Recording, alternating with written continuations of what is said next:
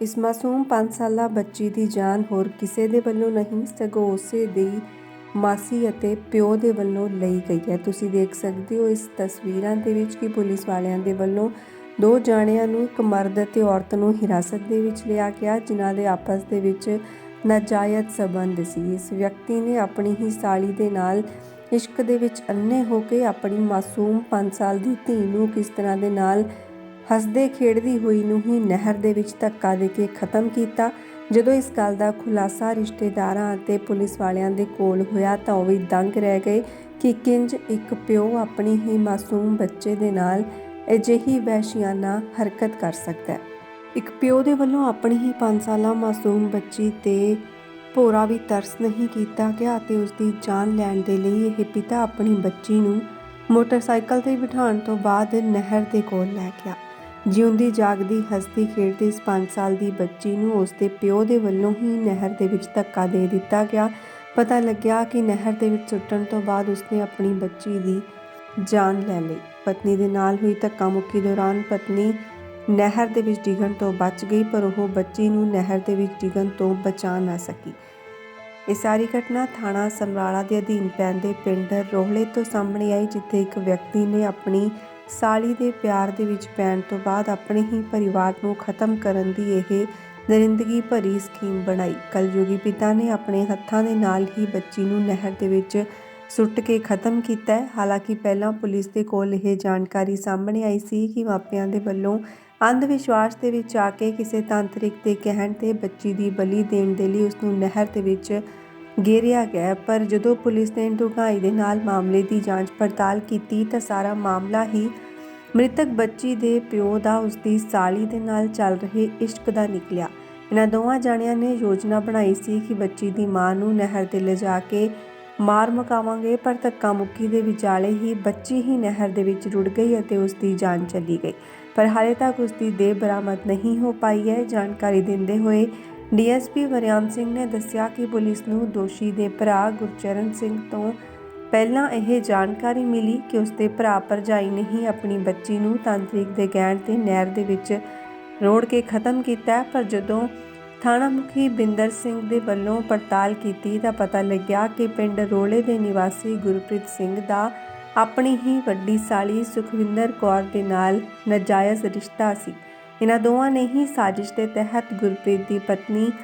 ਗੁਰਜੀਤ ਕੌਰ ਨੂੰ ਨਹਿਰ ਦੇ ਵਿੱਚ ਧੱਕਾ ਦੇ ਕੇ ਮਾਰਨ ਦੀ ਸਕੀਮ ਬਣਾਈ ਸੀ, ਪਰ ਯੋਜਨਾ ਦੇ ਅਨੁਸਾਰ ਗੁਰਪ੍ਰੀਤ ਸਿੰਘ ਕੱਲ੍ਹ 12 ਮਾਰਚ ਨੂੰ ਆਪਣੀ ਪਤਨੀ ਨੂੰ ਮੋਟਰਸਾਈਕਲ ਤੇ ਬਿਠਾ ਕੇ ਲਿਜਾਣ ਲੱਗਾ ਤਾਂ ਉਹ ਆਪਣੇ ਦੋਵੇਂ ਬੱਚਿਆਂ 8 ਸਾਲਾ ਪੁੱਤਰ ਸੋਹਲਪ੍ਰੀਤ ਸਿੰਘ ਅਤੇ 5 ਸਾਲ ਦੀ ਬੇਟੀ ਸੁਖਮਨ ਨੂੰ ਵੀ ਨਾਲ ਲੈ ਗਈ। ਪਿੰਡ ਖੰਡ ਦੇ ਕੋਲ ਪੱਕੀ ਨਹਿਰ ਤੇ ਨਾਰੀਅਲ ਜਲ ਪ੍ਰਵਾਹ ਕਰਨ ਦੇ ਬਹਾਨੇ ਗੁਰਪ੍ਰੀਤ ਸਿੰਘ ਆਪਣੀ ਪਤਨੀ ਨੂੰ ਧੱਕਾ ਦੇਣ ਲੱਗਿਆ ਤਾਂ ਉੱਥੇ ਹੀ ਪਤੀ ਪਤਨੀ ਦੇ ਵਿਚਾਲੇ ਧੱਕਾ ਮੁੱਕੀ ਹੋਈ ਅਤੇ ਇਸੇ ਦੌਰਾਨ ਹੀ ਗੁਰਜੀਤ ਕੌਰ ਤਾਂ ਬਚ ਗਈ, ਪਰ ਉਸ ਦੀ ਧੀ ਸੁਖਮਨਪ੍ਰੀਤ ਨਹੀਂ ਬਚ ਸਕੀ। ਪਿਓ ਦੇ ਵੱਲੋਂ ਆਪਣੀ ਹੀ ਬੱਚੀ ਨੂੰ ਨਹਿਰ ਦੇ ਵਿੱਚ ਸੁੱਟ ਦਿੱਤਾ ਗਿਆ ਤੇ ਉਸ ਦੀ ਜਾਨ ਲਈ ਗਈ ਹੈ। ਪੁਲਿਸ ਅਧਿਕਾਰੀਆਂ ਨੇ ਦੱਸਿਆ ਕਿ ਗੁਰਪ੍ਰੀਤ ਸਿੰਘ ਅਤੇ ਉਸ ਦੀ ਸਾਲੀ ਸੁਖਵਿੰਦਰ ਕੌਰ ਨੂੰ ਗ੍ਰਿਫਤਾਰ ਕਰ ਲਿਆ ਗਿਆ। ਇਸ ਸਾਰੇ ਮਾਮਲੇ ਦਾ ਖੁਲਾਸਾ ਉਦੋਂ ਹੋਇਆ ਜਦੋਂ ਇਸੇ ਵਿਅਕਤੀ ਦੇ ਭਰਾ ਦੇ ਵੱਲੋਂ ਯਾਨੀ ਕਿ 5 ਸਾਲਾ ਮਾਸੂਮ ਬੱਚੀ ਦੇ ਚਾਚੇ ਦੇ ਵੱਲੋਂ ਪੁੱਛਿਆ ਜਾਂਦਾ ਹੈ ਕਿ ਆਖਿਰਕਾਰ ਬੱਚੀ ਕਿੱਥੇ ਆ। ਉਸ ਦੇ ਵੱਲੋਂ ਹੀ ਦੱਸਿਆ ਗਿਆ ਕਿ ਕਿੰਜ ਸੋਮਵਾਰ ਦੀ ਸਵੇਰ ਨੂੰ ਕਰੀਬ 8 ਵਜੇ ਉਸ ਦਾ ਭਾਈ ਗੁਰਪ੍ਰੀਤ ਸਿੰਘ ਪਤਨੀ ਅਤੇ ਦੋਵਾਂ ਬੱਚਿਆਂ ਨੂੰ ਲੈ ਕੇ ਮੋਟਰਸਾਈਕਲ ਤੇ ਗਿਆ ਸੀ, ਪਰ ਕਰੀਬ 3 ਘੰਟੇ ਬਾਅਦ ਜਦੋਂ ਉਹ ਵਾਪਸ ਆਇਆ ਤਾਂ ਉਸ ਦੇ ਨਾਲ ਉਹਨਾਂ ਦੀ 5 ਸਾਲ ਦੀ ਧੀ ਮੌਜੂਦ ਨਹੀਂ ਸੀ। ਇਸੇ ਮਾਮਲੇ ਨੂੰ ਲੈ ਕੇ ਜਦੋਂ ਭਰਾ ਦੇ ਵੱਲੋਂ ਸਵਾਲ ਜਵਾਬ ਕੀਤਾ ਗਿਆ ਤਾਂ ਗੁਰਪ੍ਰੀਤ ਸਿੰਘ, ਜੋ ਕਿ ਇਸ ਬੱਚੀ ਦਾ ਪਿਓ ਸੀ, ਉਸ ਦੇ ਕੋਲ ਕੋਈ ਸੰਤੋਸ਼ਜਨਕ, ਕੋਈ ਸੰਤੁਸ਼ਟੀ ਭਰਿਆ ਜਵਾਬ ਨਹੀਂ ਸੀ ਅਤੇ ਆਪਣੇ ਪੱਧਰ ਤੇ ਪੜਤਾਲ ਕਰਨ ਤੇ ਗੁਰਚਰਨ ਸਿੰਘ ਨੂੰ ਪਤਾ ਲੱਗਿਆ ਕਿ ਗੁਰਪ੍ਰੀਤ ਸਿੰਘ ਦੀ ਧੀ ਹੁਣ ਇਸ ਦੁਨੀਆ ਦੇ ਵਿੱਚ ਨਹੀਂ ਰਹੀ ਅਤੇ ਉਸ ਦੇ ਵੱਲੋਂ ਹੀ ਉਸ ਨੂੰ ਖਤਮ ਕੀਤਾ ਗਿਆ। ਤਾਂ ਇਸ ਮੌਕੇ ਤੇ ਪੁਲਿਸ ਨੇ ਜਾਂਚ ਪੜਤਾਲ ਦੇ ਵਿੱਚ ਦੇਖਿਆ ਕਿ ਦੋਸ਼ੀ ਲੰਬੇ ਸਮੇਂ ਤੋਂ ਇਸੇ ਉਮੀਦ ਦੇ ਨਾਲ ਕਿ ਉਹ ਅਜਿਹੀ ਵੱਡੀ ਘਟਨਾ ਨੂੰ ਅੰਜਾਮ ਦੇਵੇਗਾ, ਅਜਿਹਾ ਕਰਨ ਦੀ ਫਿਰਾਕ ਦੇ ਵਿੱਚ ਸੀ ਅਤੇ ਬੀਤੇ ਦਿਨੀ ਜਦੋਂ ਉਸ ਨੂੰ ਮੌਕਾ ਮਿਲਿਆ ਤਾਂ ਉਹ ਆਪਣੇ ਹੀ ਮੋਟਰਸਾਈਕਲ ਤੇ ਪਤਨੀ ਅਤੇ ਬੱਚਿਆਂ ਨੂੰ ਬਿਠਾ ਕੇ ਲੈ ਕੇ ਜਾਂਦਾ ਅਤੇ ਉਸ ਤੋਂ ਬਾਅਦ ਉਹਨਾਂ ਦੀ ਜਾਨ ਲੈ ਲੈਂਦਾ। ਰਾਦਰ ਦੀ ਦੁਪਹਿਰ ਨੂੰ ਸਮਰਾਲੇ ਥਾਣੇ 'ਚ ਇੱਕ ਇਨਸੀਡੈਂਟ ਰਿਪੋਰਟ ਹੋਇਆ ਸੀ ਜਿਸ 'ਚ ਪਤਾ ਲੱਗਿਆ ਸੀ ਕਿ ਇੱਕ ਫੈਮਿਲੀ ਆਪਣੀ 5 ਸਾਲ ਦੀ ਬੱਚੀ ਨੂੰ ਨਹਿਰ 'ਚ ਸਰਨ ਨਹਿਰ 'ਚ ਧੱਕਾ ਮਾਰ ਕੇ ਦਿੱਤਾ ਤੇ ਕਿਉਂਕਿ ਸੱਚ ਇੰਨੀ ਸੈਂਸਿਟਿਵ ਇਨਫੋਰਮੇਸ਼ਨ ਹੈ ਤੇ ਇਮੀਡੀਏਟਲੀ ਡੀਐਸਪੀ ਸਮਰਾਲਾ ਔਰ ਐਸਐਚਓ ਸਮਰਾਲਾ ਇਹਨਾਂ ਨੇ ਤਫਤੀਸ਼ ਕਰਨੀ ਸ਼ੁਰੂ ਕੀਤੀ ਤੇ ਇਨੀਸ਼ੀਅਲੀ ਪਤਾ ਲੱਗਿਆ ਕਿ ਇੱਕ ਜਿਹੜਾ ਕੰਪਲੇਨੈਂਟ ਹੈ ਉਹਦਾ ਨਾਮ ਗੁਰਚਰਨ ਸਿੰਘ ਹੈ। ਇਹ ਪਿੰਡ ਰੋਲੇ ਦੇ ਰਹਿਣ ਵਾਲੇ ਹੈ। ਇਹਨਾਂ ਨੇ ਦੱਸਿਆ ਕਿ ਉਹਦਾ ਛੋਟਾ ਭਰਾ ਜਿਹਦਾ ਨਾਮ ਗੁਰਪ੍ਰੀਤ ਸਿੰਘ ਹੈ ਤੇ ਉਹਦੀ ਵਾਈਫ ਗੁਰਜੀਤ ਕੌਰ, ਇਹਨਾਂ ਦੇ 2 ਬੱਚੇ ਹੈ, ਇੱਕ ਬੇਟਾ 8 ਸਾਲ ਦਾ ਹੈ ਤੇ ਲੜਕੀ 5 ਸਾਲ ਦੀ ਹੈ। ਵੀ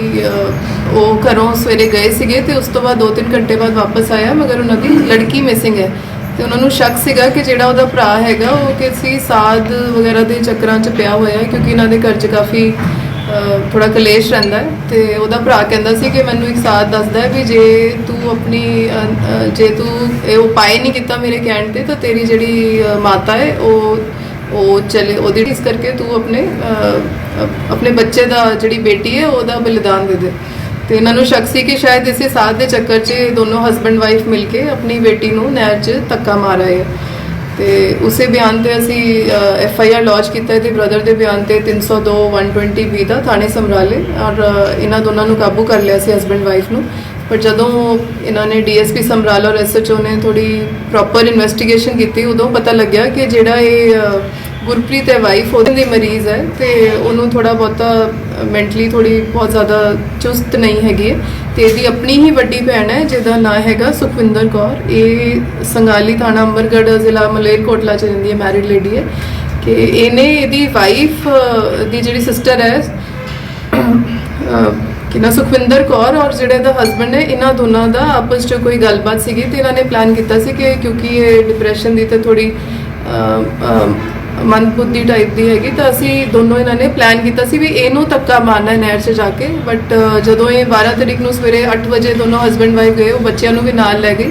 ਤੇ ਇਹਦਾ ਪਲਾਨ ਸੀਗਾ ਗੁਰਜੀਤ ਦਾ ਕਿ ਆਪਣੀ ਵਾਈਫ ਨੂੰ ਨਾਰੀਅਲ ਤਾਰਨ ਦੇ ਬਹਾਨੇ ਧੱਕਾ ਮਾਰੇਗਾ ਤੇ ਇਹਨੇ ਮਾਰਿਆ ਵੀ ਬਟ ਸਮਹਾਉ ਉਹਨੇ ਛੋਟੀ ਲੜਕੀ ਹੱਥ 'ਚ ਫੜੀ ਹੋਈ ਸੀ ਤੇ ਧੱਕਾ ਮੁੱਕੀ 'ਚ ਬੱਚੀ ਨਹਿਰ 'ਚ ਮਤਲਬ ਪੁਸ਼ ਆਫ ਹੋ ਗਈ ਤੇ ਉਹਦੀ ਡੈਥ ਉਹਦਾ ਮਰਡਰ ਹੋ ਗਿਆ ਅਨਇੰਟੈਂਸ਼ਨਲੀ। ਬਟ ਪਲਾਨ ਇਹਦਾ ਹਸਬੈਂਡ ਦਾ ਸੀ ਆਪਣੀ ਸਾਨੀ ਨਾਲ ਮਿਲ ਕੇ ਆਪਣੀ ਵਾਈਫ ਨੂੰ ਮਾਰਨ ਦਾ। ਸੋ ਇਹ ਬਹੁਤ ਹੀ ਅਗੇਨ ਸੋਸ਼ਲੀ ਬਹੁਤ ਹੀ ਸੈਂਸੇਸ਼ਨਲ ਔਰ ਹੀਨੀਅਸ ਕ੍ਰਾਈਮ ਰਾਦਰ ਦੀ ਦੁਪਹਿਰ ਨੂੰ ਸਮਰਾਲੇ ਥਾਣੇ 'ਚ ਇੱਕ ਇਨਸੀਡੈਂਟ ਰਿਪੋਰਟ ਹੋਇਆ ਸੀ ਜਿਸ 'ਚ ਪਤਾ ਲੱਗਿਆ ਸੀ ਕਿ ਇੱਕ ਫੈਮਿਲੀ ਆਪਣੀ 5 ਸਾਲ ਦੀ ਬੱਚੀ ਨੂੰ ਸਰਨ ਨਹਿਰ 'ਚ ਧੱਕਾ ਮਾਰ ਕੇ